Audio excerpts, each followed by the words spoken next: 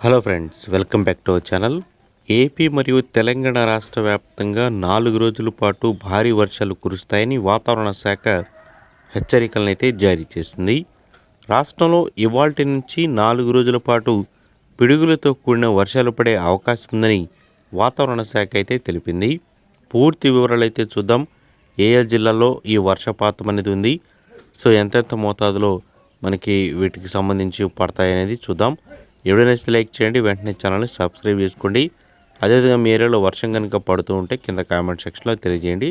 ఎండల తీవ్రత ఎక్కువగా ఉన్నా కానీ ఒకసారి మీ ఏరియాలో ఎంత ఎండ తీవ్రత ఉందో కూడా కామెంట్ చేయండి. మీ ఏరియా పేరుని తప్పనిసరిగా మెన్షన్ చేయండి.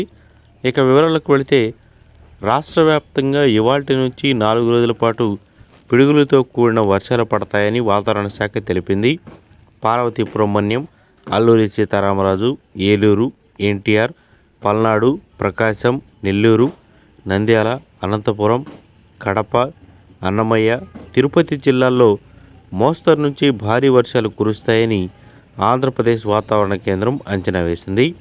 మిగతా జిల్లాల్లో మాత్రం తేలికపాటి నుంచి ఓ మోస్తరు వర్షాలు పడే అవకాశం ఉందని పేర్కొనిందనమాట. దీంతో ఏపీలో వాతావరణంలో కొద్దిపాటి మార్పులు చేర్పులు చోటు చేసుకుంటున్నాయని వాతావరణ శాఖ అయితే తెలిపింది.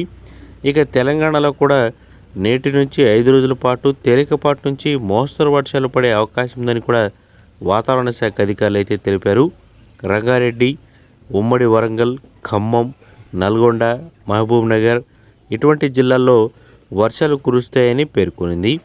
ఇక హైదరాబాద్, రంగారెడ్డి, సంగారెడ్డి మరియు ఆదిలాబాద్, భద్రాచలం, కొత్తగూడెం ఇటువంటి ప్రాంతాల్లో మోస్తరు నుంచి భారీ వర్షాలు కురుస్తాయని వాతావరణ శాఖ అయితే అంచనా వేసింది. సో రాబోయే 5 రోజుల పాటు తెలంగాణలో వర్షపాతం అనేది